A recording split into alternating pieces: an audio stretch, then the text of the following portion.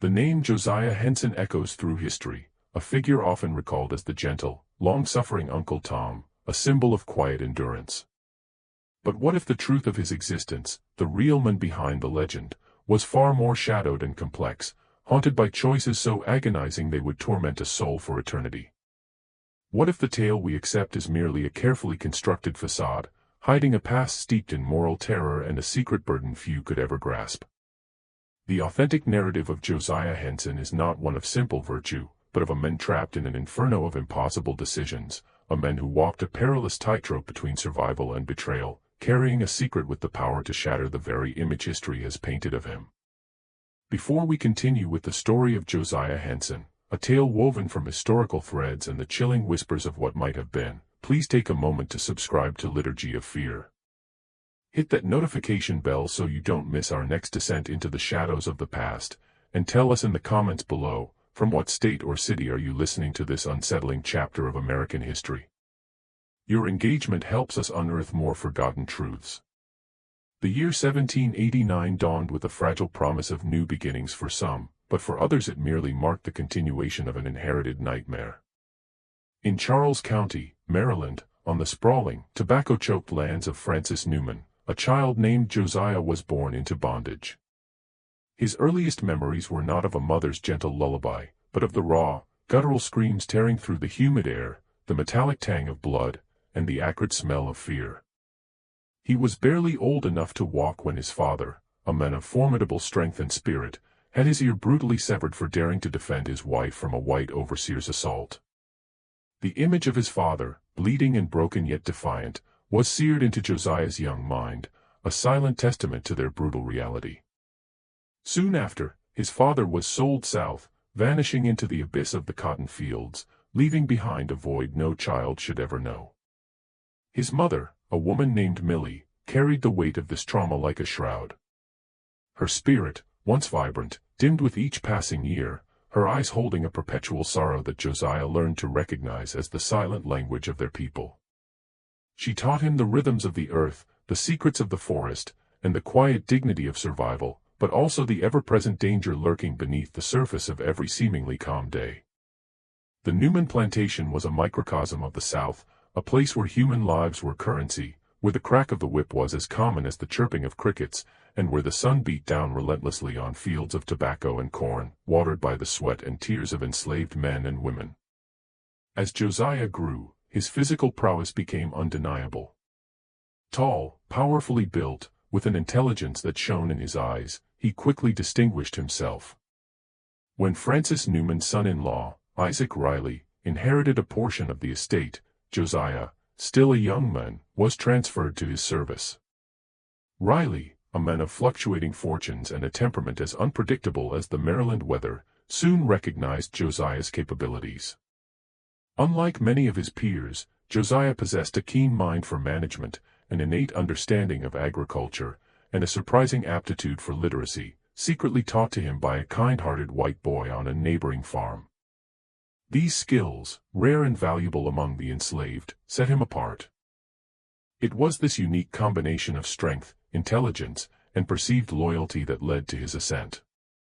Riley, facing mounting debts and a growing disinterest in the day-to-day grind of plantation management, made a decision that would forever alter Josiah's destiny and cast a long, dark shadow over his soul.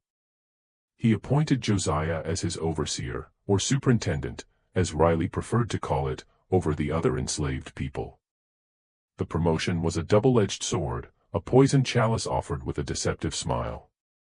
On one hand, it granted Josiah privileges unimaginable to others, better food, slightly better clothing, a small cabin for his growing family, his beloved wife Charlotte and their children.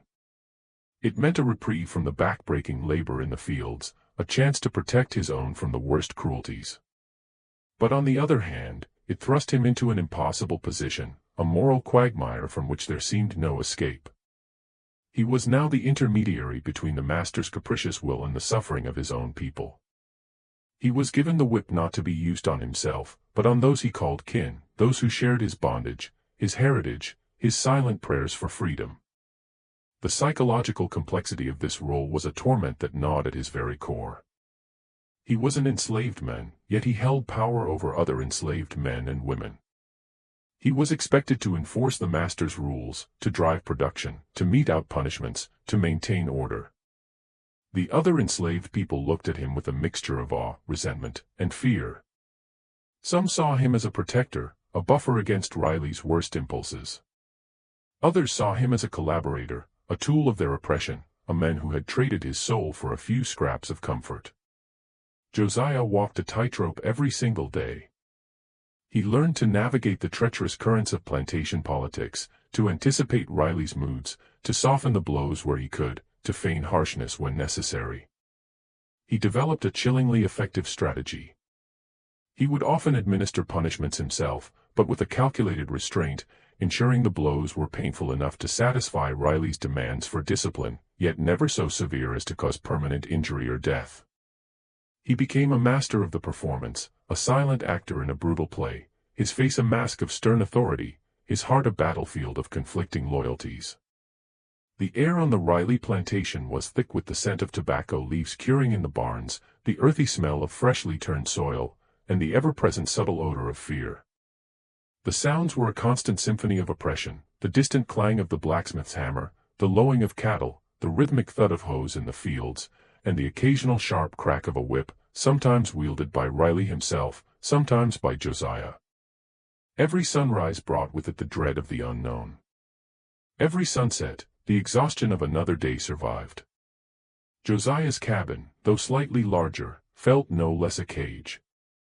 The whispers of his children at night, the soft rustle of Charlotte beside him, were his only solace and his greatest vulnerability. He knew with a chilling certainty that his position, his family's fragile safety, depended entirely on his ability to maintain this impossible charade. The moral tension was a constant, suffocating presence, a silent scream trapped within his chest, waiting for the moment it would inevitably burst forth.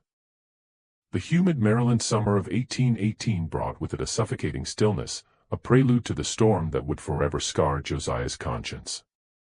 The tobacco crop had been meager, and Riley's debts, always a looming shadow, had grown into a monstrous, insatiable beast. The air on the plantation was thick with unspoken anxiety, the enslaved people moving with a heightened sense of dread, knowing that financial hardship for the master often meant brutal consequences for them. Whispers of sales, of families being torn apart, snaked through the cabins like venomous serpents. It was during this tense period that a young man named Daniel, known for his fiery spirit and his quiet defiance, made a desperate move. Daniel had a wife, Esther, and a newborn son, Jacob, and the fear of their separation had driven him to the brink. One moonless night, Daniel, along with two other young men, Caleb and Samuel, attempted to flee. Their plan, hastily conceived and poorly executed, was doomed from the start. They were apprehended by a group of slave catchers hired by a neighboring planter, their escape thwarted before they had even crossed the county line. The news reached the Riley plantation like a thunderclap. Riley, his face contorted with a mixture of rage and financial panic, immediately summoned Josiah. "Henson," he roared, his voice echoing through the main house. They caught Daniel and his accomplices. They're being held at the Miller farm. Go bring them back and make an example of them. Let every soul on this plantation understand the cost of defiance. Josiah felt a cold dread seep into his bones. He knew Daniel, a proud, stubborn young man who had often challenged Josiah's authority, questioning his compromises. He knew Esther, Daniel's wife, a quiet, devout woman whose eyes now held a terror that mirrored Millie's. And he knew Jacob, a tiny, innocent bundle whose future now hung by a thread. Riley handed Josiah a heavy, braided leather whip, its thongs stiff and new. "Make sure they remember this, Henson. Make sure everyone remembers." Josiah's hands trembled as he took the whip. The weight of it felt like 1,000 sins. He rode to the Miller farm, the silence of the journey punctuated only by the rhythmic thud of the horse's hooves and the frantic pounding of his own heart. His mind raced, a whirlwind of conflicting thoughts. He could refuse, but what then? Riley's wrath would be swift and merciless, not just for him, but for Charlotte and their children. He could administer a token punishment, but Riley would see through it, and the consequences would be dire. He could follow orders, but at what cost to his soul? When he arrived, Daniel, Caleb, and Samuel were already bound, their faces bruised and swollen, their eyes defiant yet filled with a desperate plea. Esther stood nearby, clutching baby Jacob, her silent sobs tearing at Josiah's heart. The other enslaved people from the Miller farm watched, their faces a mixture of fear and morbid curiosity. Josiah looked at Daniel, their eyes locking. In Daniel's gaze, Josiah saw not just fear, but a flicker of accusation, a question: "Are you truly one of us, Henson? Or are you merely another of his tools?" Josiah's breath hitched.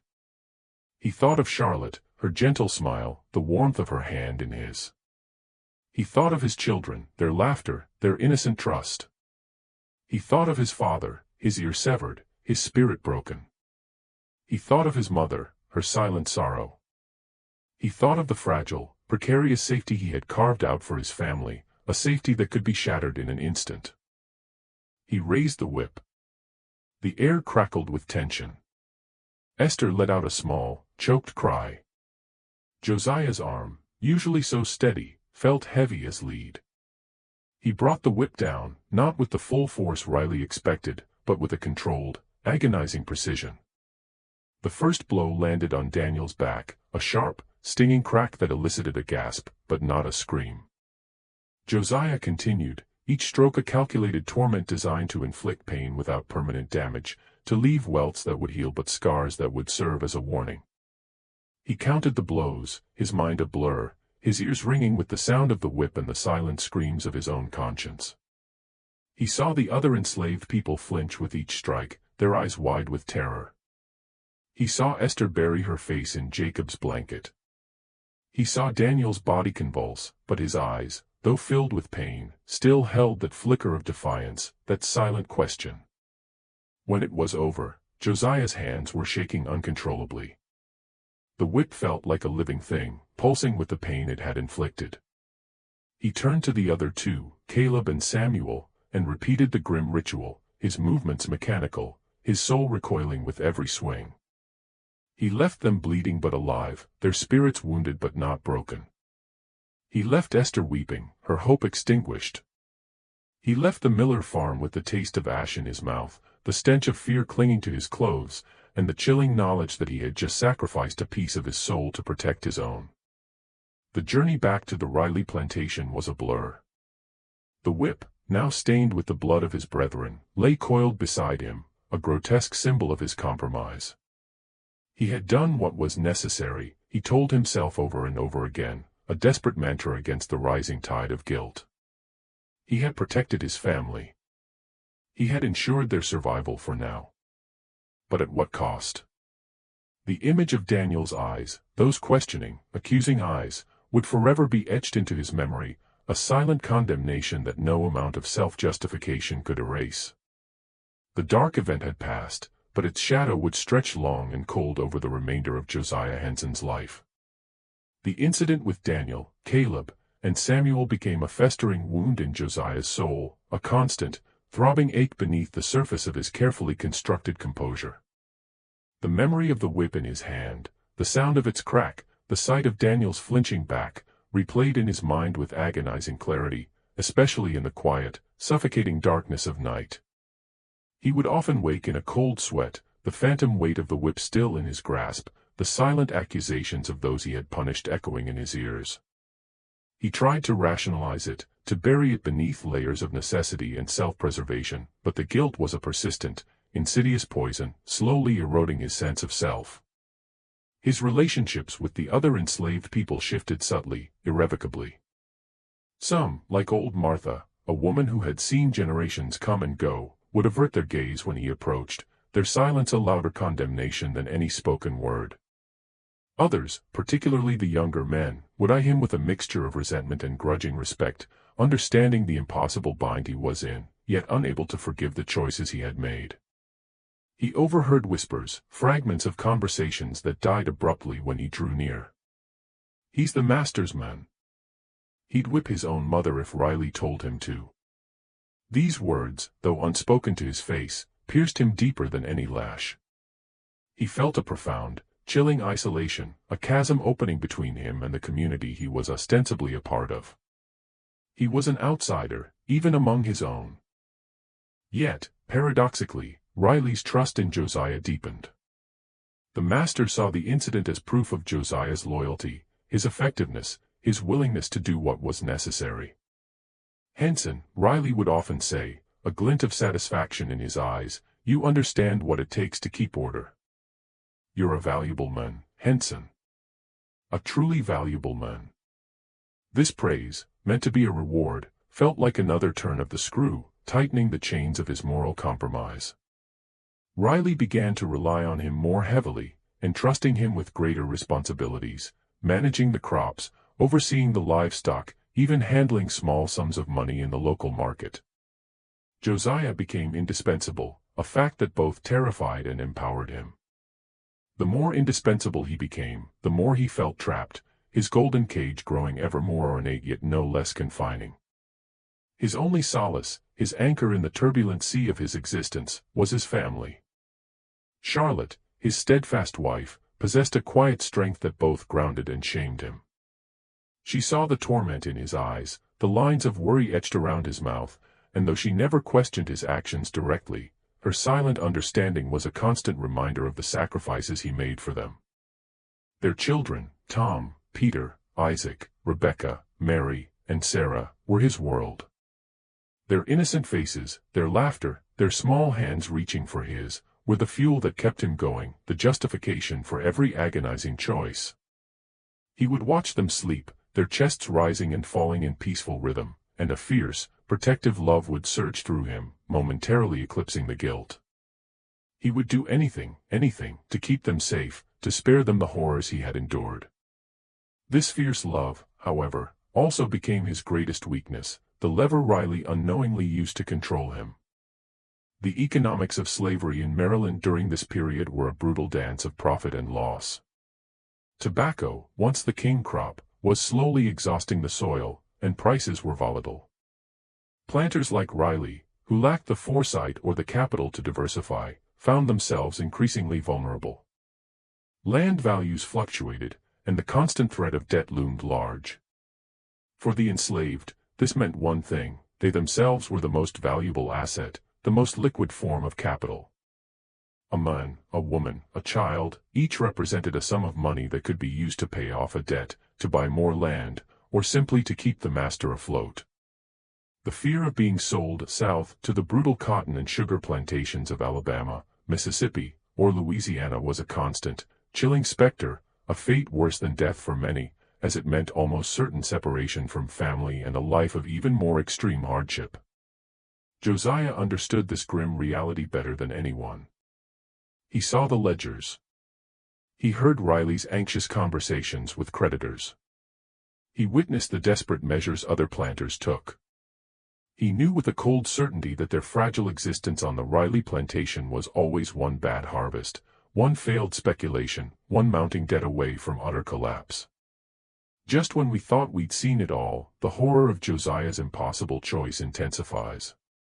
The weight of his decisions, the silent screams of his conscience, are about to be tested in ways he could never have imagined. If you're finding yourself drawn into this dark corner of history, please like this video, share it with someone who appreciates a truly unsettling tale, and leave a comment with your theories on the moral tightrope Josiah is walking. Your engagement fuels our journey into the past. The year 1825 brought with it a shift in the Maryland air, not just in temperature, but in the very fabric of the Riley plantation's existence. Riley's financial woes, once a persistent hum, had escalated into a deafening roar. His land, depleted by years of tobacco cultivation, yielded less and less. His investments, always speculative, had soured. The creditors, once patient, were now circling like vultures.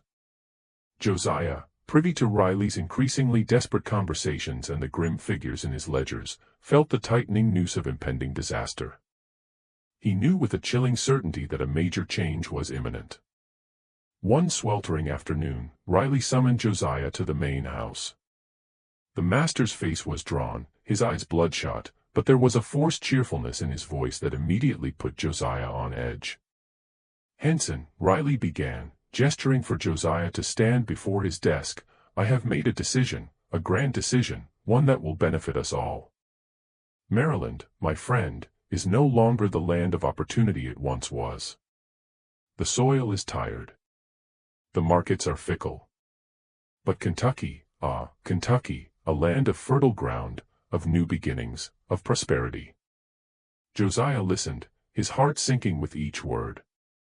He knew the rhetoric. New beginnings for the master often meant renewed suffering for the enslaved. Riley went on to explain his plan. He would move his entire property, his enslaved people, his remaining livestock, and what little equipment he could salvage, to a new farm in Kentucky, near the town of Daviess County. He painted a vivid picture of a promised land where the work would be lighter, the food more plentiful, and families would remain intact. "No more sales, Henson," Riley declared, his voice booming with false sincerity. "We will build a new life together, a community, a family in Kentucky." Then came the pronouncement that both elevated Josiah and plunged him into a deeper abyss of moral torment. "And you, Henson," Riley said, his eyes gleaming with what Josiah now recognized as manipulative trust, "you will lead them. You are my most trusted man, my superintendent. You will take the entire company, men, women, children, livestock, on the journey. You will guide them safely to Kentucky. I will follow later, once I have settled my affairs here. You will be in charge, Henson. The fate of all of them rests in your capable hands." Josiah's mind reeled. To be entrusted with such a responsibility, to lead his people to what was promised as a better life, was an honor. But the forced cheerfulness in Riley's voice, the too eager promises, grated against Josiah's finely honed instincts for deception. He had seen too many promises broken, too many hopes dashed. That night, unable to sleep, Josiah paced the small confines of his cabin. The weight of the impending journey, the lives entrusted to him, pressed down on him. He thought of Charlotte, her quiet optimism, her hope for a better future for their children. He thought of the other enslaved people, their faces alight with a fragile hope, clinging to Riley's words. He had to know the truth. His opportunity came a few days later. Riley, in his haste to prepare for his own departure, had left his desk in disarray. A stack of papers, usually meticulously guarded, lay exposed. Josiah, with his secretly acquired literacy, felt an irresistible pull. His heart pounded against his ribs as he slipped into the main house under the cover of twilight, his movements as silent as a shadow. His eyes scanned the documents, bills of sale, promissory notes, letters from creditors. And then he saw it. A letter addressed to a Mr. Marks in Daviess County, Kentucky. Josiah's breath hitched as he read the chilling words, his eyes darting across the page. Each sentence was a hammer blow to his soul. The letter outlined Riley's true intentions. The move to Kentucky was not for a new beginning, but a strategic maneuver. The fertile lands of Kentucky were merely a temporary holding ground. The real plan was to sell off the majority of the enslaved people, including entire families, to the highest bidder in the bustling slave markets of the Deep South, using the proceeds to clear Riley's crushing debts. The promise of keeping families together was a cruel, calculated lie. The new life was a euphemism for dispersal, for the ultimate, brutal separation. Josiah's hands trembled so violently he almost dropped the letter. The words swam before his eyes, each one a searing brand. He was not leading his people to freedom, or even to a slightly better bondage. He was leading them to the slaughter, to the auction block, to a fate far worse than anything they had yet endured. He was to be the unwitting shepherd guiding his flock to the wolf. The realization hit him with the force of a physical blow. He, Josiah Henson, the trusted overseer, the man who had made agonizing compromises to protect his family, was now an accomplice in the ultimate betrayal. He was to deliver his own people into the hands of their destroyers. The psychological torture was immediate and absolute. He had to maintain the facade of loyalty, to lead them with a convincing air of hope, all while knowing the horrific truth. His mind raced, a desperate scramble for a solution. Should he expose Riley? But how? And what would be the consequences?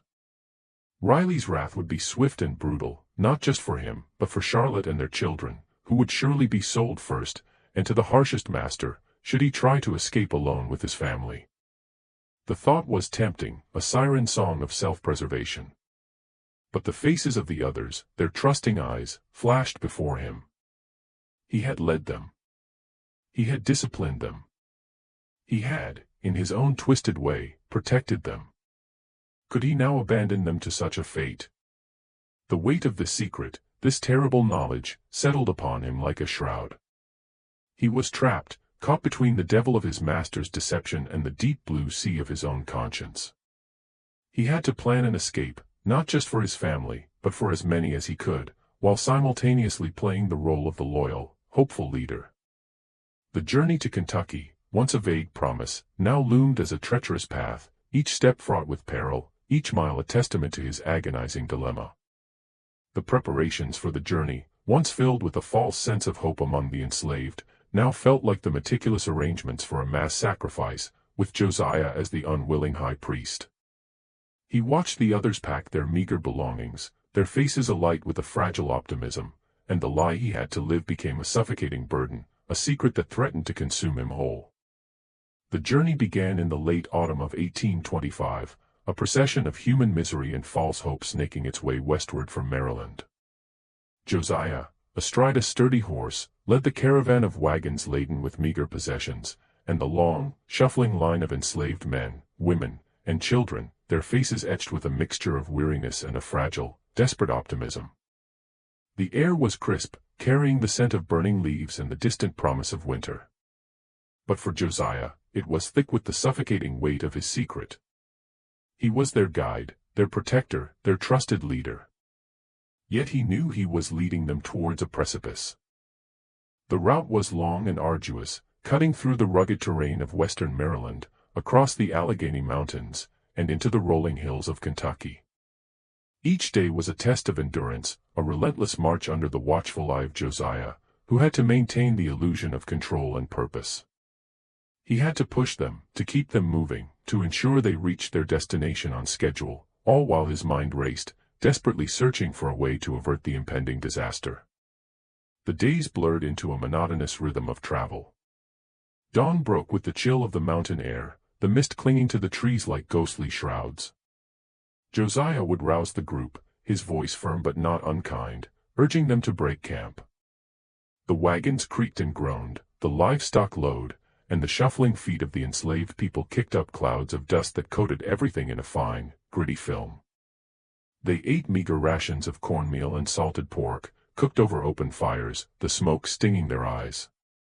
Nights were spent huddled together for warmth under the vast, indifferent canopy of stars, the sounds of the wilderness a constant, unsettling presence. Along the way, they encountered other travelers, white settlers heading west, their faces filled with a similar, if less desperate, hope, occasional groups of slave catchers, their eyes sharp and predatory, scrutinizing Josiah's papers with suspicion, and once, a small band of Native Americans, their silent, watchful presence a stark reminder of another people dispossessed. Each encounter was a moment of heightened tension for Josiah, a near miss where his carefully constructed facade could crumble. He had to be vigilant, to answer questions with practiced ease, to present himself as the loyal, efficient overseer, all while his heart hammered against his ribs. One incident in particular etched itself into Josiah's memory. They were deep in the mountains, the path narrow and treacherous, when a young woman named Ruth, exhausted and ill, collapsed.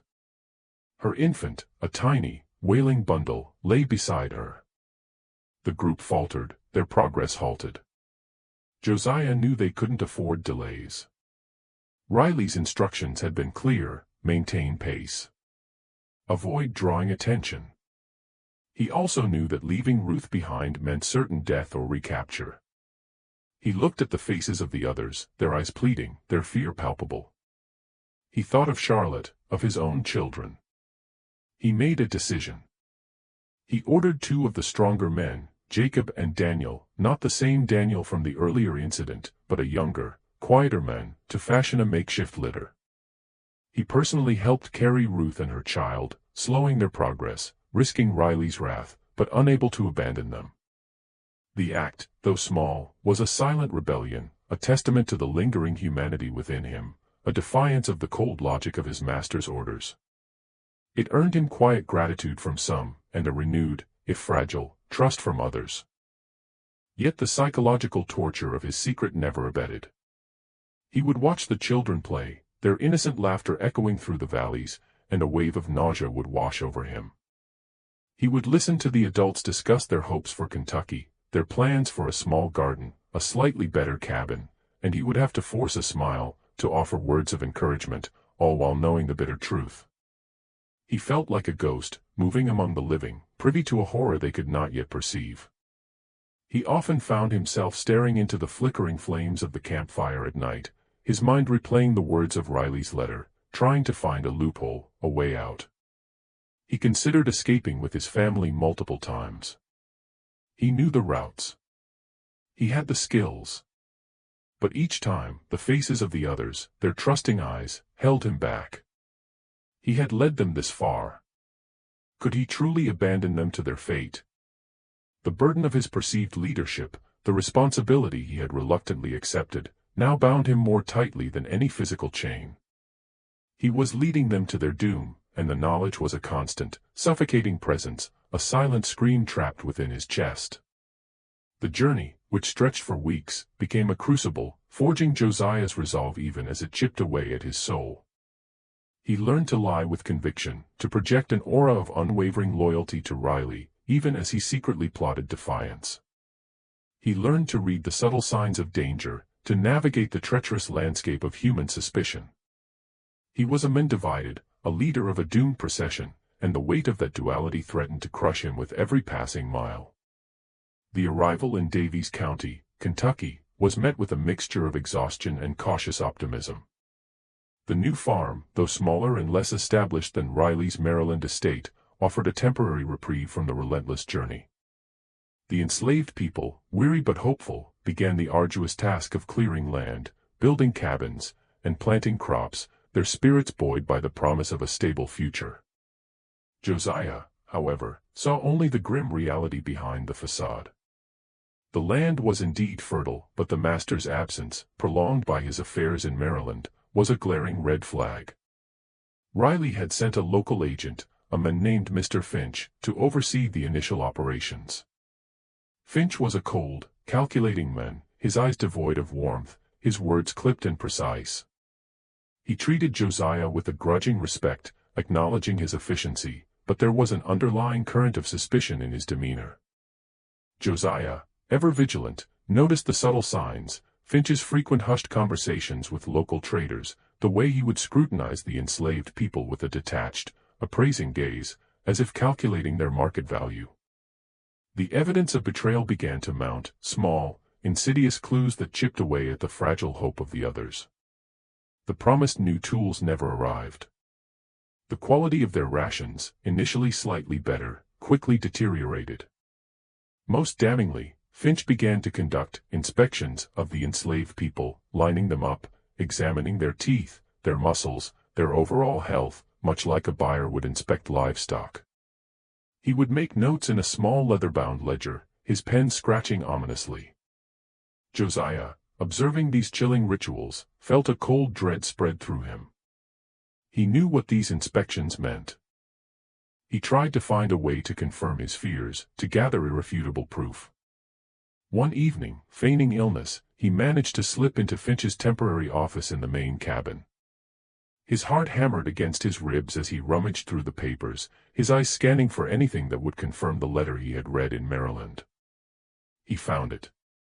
A series of correspondences between Finch and Riley, detailing the plan to sell off the excess stock, a chilling euphemism for human beings, to buyers in New Orleans and Natchez. The letters even contained a preliminary list of names. And Josiah's blood ran cold as he saw familiar names. Names of families he had led across mountains and rivers. Names of people who trusted him.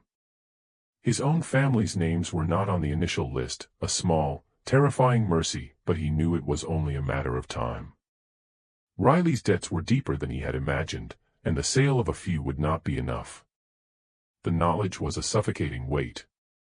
He was living a lie, leading his people to their doom. And the clock was ticking. He had to act. But how? A direct confrontation with Finch would be suicidal, leading to his immediate sale and likely his family's. He had to maintain his facade, to continue playing the loyal overseer, even as his soul screamed in protest. The tension on the farm grew palpable. The enslaved people, though still largely unaware of the full extent of Riley's treachery, sensed the shift in the air. Their initial optimism began to curdle into unease.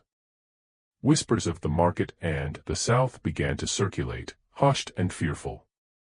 Josiah would catch their eyes, filled with unspoken questions, and he would have to force a reassuring smile, a lie that tasted like ash in his mouth. One afternoon, a small group of traders arrived, their faces hard, their eyes calculating. They spent hours with Finch, poring over the ledger, occasionally glancing towards the fields where the enslaved people toiled. Josiah watched from a distance, his muscles tensed, his mind racing. He saw Finch point towards a young mother, Abigail, and her two small children. Abigail, a gentle soul, had been among the most hopeful on the journey. Josiah felt a surge of protective fury, a desperate need to intervene, but he knew he couldn't. Not yet. He had to wait, to plan, to find the opportune moment. The master's arrival weeks later brought no relief. Riley was even more haggard, his forced cheerfulness now completely gone, replaced by a grim, desperate resolve. He immediately began to meet with Finch and the traders, their conversations held behind closed doors, their voices low and conspiratorial. Josiah, ever the trusted overseer, was often called in for minor tasks, allowing him to catch snippets of their discussions. He heard prices, dates, destinations. The sale was imminent. The moment Josiah realized he must choose was not a sudden revelation, but a slow, agonizing crystallization of dread. He saw the traders inspecting his own children, their small bodies measured, their health assessed. He saw Charlotte's terrified eyes, her silent plea. He knew then, with absolute certainty, that he could not save everyone. He could not fight the system, not alone. He could not expose Riley without condemning his own family to the very fate he sought to prevent. His choice, agonizing and soul-crushing, became clear. He had to prioritize his family's escape. He had to save Charlotte and their children, even if it meant leaving others behind to face the horrors of the auction block. The moral weight of this decision was immense, a burden that would forever mark his soul, a secret he would carry to his grave. The accumulation of clues, the mounting evidence of betrayal, had led him to this breaking point, forcing him to make a choice no man should ever have to make. The breaking point arrived with the brutal finality of a gavel striking an auction block. It was a cold, gray morning in late autumn, the air thick with the promise of an early winter. Riley, his face a mask of grim determination, gathered the enslaved people in the main yard. His voice, usually booming, was now clipped and devoid of its usual false cheer. "I regret to inform you," he began, his eyes avoiding the faces before him, "that due to unforeseen circumstances, I must make some difficult decisions. Some of you will be moving on to new opportunities." The euphemism hung in the air, a cruel mockery of their hopes. Josiah watched, his heart a lead weight in his chest, as the traders, the same men he had seen days earlier, stepped forward. They began to call out names. The first was Abigail, the young mother Josiah had seen them inspect. Her eyes, wide with terror, darted to her two small children clinging to her skirts. A trader roughly separated them, pulling Abigail towards a waiting wagon, her children screaming, reaching out for her. The sound of their cries, raw and primal, tore through the yard, a sound that would haunt Josiah's nightmares for years to come. Then came the name of Jacob, the strong young man who had helped carry Ruth on the journey. He was torn from his wife Esther, who collapsed to the ground, her silent sobs shaking her entire body. One by one, families were shattered, lives irrevocably broken. The air was filled with the sounds of weeping, of desperate pleas, of the chilling indifference of the traders. Josiah stood among them, his face impassive, his body rigid.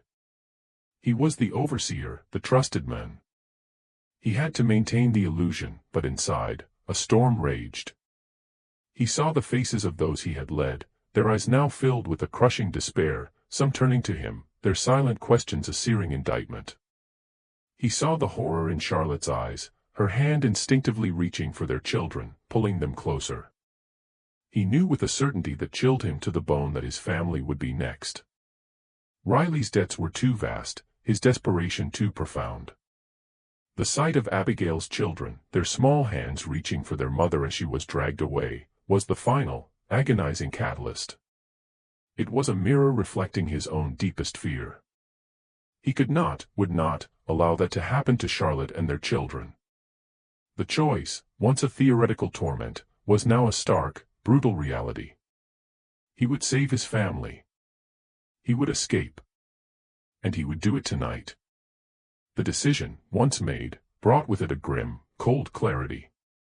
He moved with a newfound purpose, his mind racing, meticulously planning every detail. He had observed the layout of the farm, the routines of the few remaining white overseers, the paths through the surrounding wilderness. He knew the moon cycle, the direction of the North Star. He sought out Charlotte, his eyes conveying the urgency of his message without words. In the privacy of their cabin, he whispered his plan, his voice low and steady, masking the tremor in his heart. Charlotte, her face pale but resolute, nodded. She understood the stakes. They would take their 6 children, leaving behind everything they owned, everything they knew, to plunge into the terrifying unknown. They spent the day in a blur of forced normality, their movements precise, their faces carefully neutral. Josiah gathered what little food he could discreetly acquire, a small sack of cornmeal, some dried meat, a few hard biscuits. Charlotte sewed small pouches for the children to carry their meager belongings, a few precious trinkets, a worn blanket.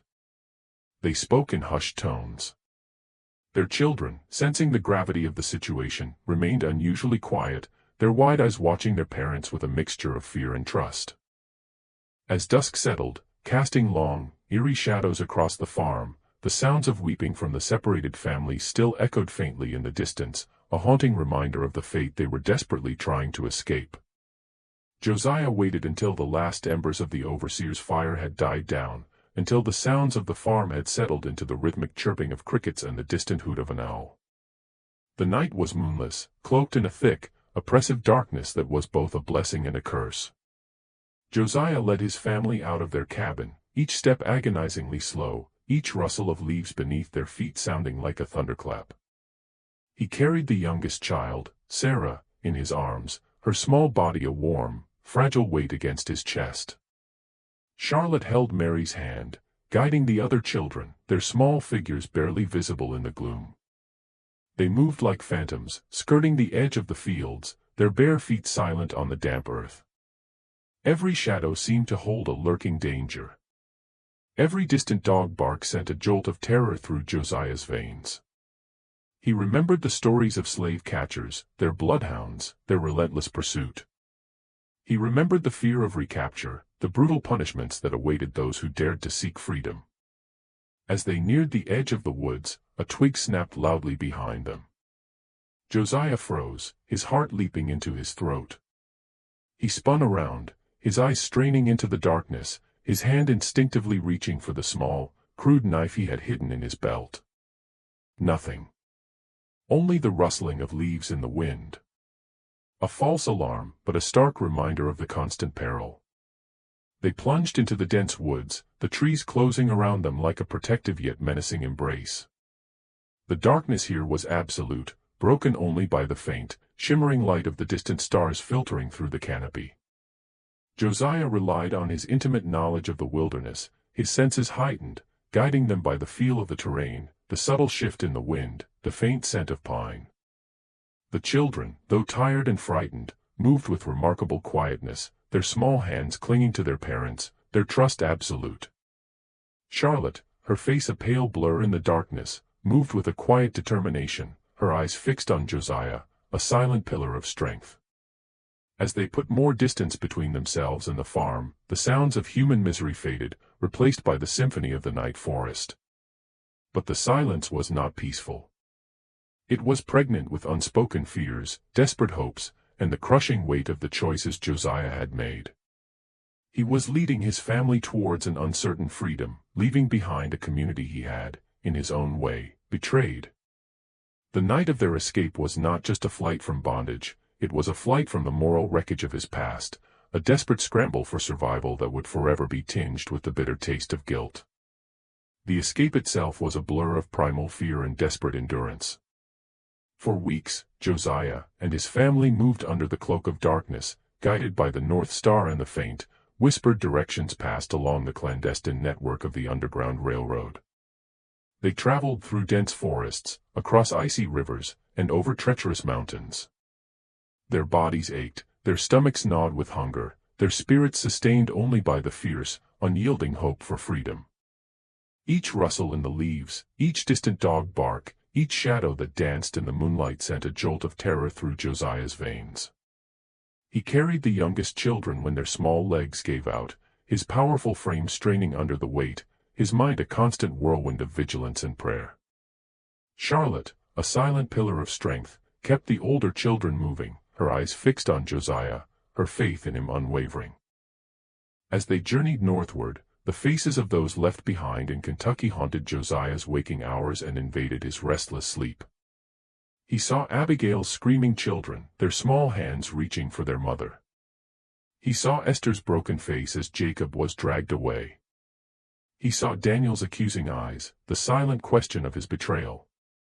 The weight of their suffering, the knowledge of the fate he had condemned them to, pressed down on him, a suffocating burden that even the crisp free air of the North could not alleviate. He had saved his family, yes, but at what cost to his soul? Was he a hero for securing their freedom, or a coward for abandoning his brethren? The question gnawed at him, a relentless torment. Finally, after weeks of harrowing travel, they crossed the border into Canada.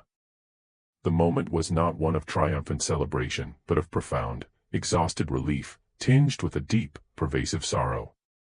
The air felt different, lighter. Yet the psychological chains of his past remained. They were free, yes, but the scars of bondage and the deeper wounds of his moral compromises were etched into his very being. In Canada, Josiah and his family began the arduous task of building a new life. He worked tirelessly, clearing land, building a cabin, establishing a community for other fugitives. He became a respected leader, a beacon of hope for those who followed the same perilous path to freedom. But even amidst his tireless work and the burgeoning community, the ghosts of Kentucky lingered. Years later, a chance encounter brought a chilling confirmation of his deepest fears. A newly arrived fugitive, a man named Caleb, not the same Caleb from the Maryland incident, but a younger man who had been on the Kentucky farm, recognized Josiah. Their reunion was brief, fraught with unspoken tension. Caleb, his eyes hollow, recounted the horrors that followed Josiah's escape. Riley, enraged by Josiah's perceived betrayal, had indeed sold off the remaining enslaved people, including many of the families Josiah had led from Maryland, to the brutal markets of the Deep South. Abigail's children had been sold separately. Esther, broken by Jacob's sale, had succumbed to despair. The news was a confirmation of Josiah's worst nightmares, a brutal validation of his agonizing choice, and a fresh wave of guilt washed over him, threatening to drown him in its depths. He had saved his own, but at the expense of so many others. The moral complexity of his actions was not diminished by his family's freedom, it was amplified, a constant, nagging question that would forever define his legacy. Josiah Henson's life in Canada became a testament to resilience and an unwavering commitment to helping others find the freedom he had so desperately sought. He established the Dawn Settlement, a thriving community for fugitive slaves in Dresden, Ontario, where he worked tirelessly to provide education, vocational training, and a safe haven for those escaping the brutal realities of American slavery. He traveled extensively, speaking out against the injustices of bondage, his powerful voice echoing in abolitionist circles across North America and even in England. He became a conductor on the Underground Railroad, personally guiding scores of men, women, and children to freedom, his intimate knowledge of the escape routes and his unwavering courage making him a legendary figure among the enslaved.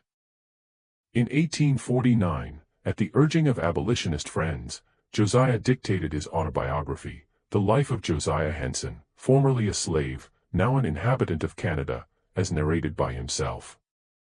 It was a powerful, moving account of his journey from bondage to freedom, a testament to the human spirit's capacity for endurance.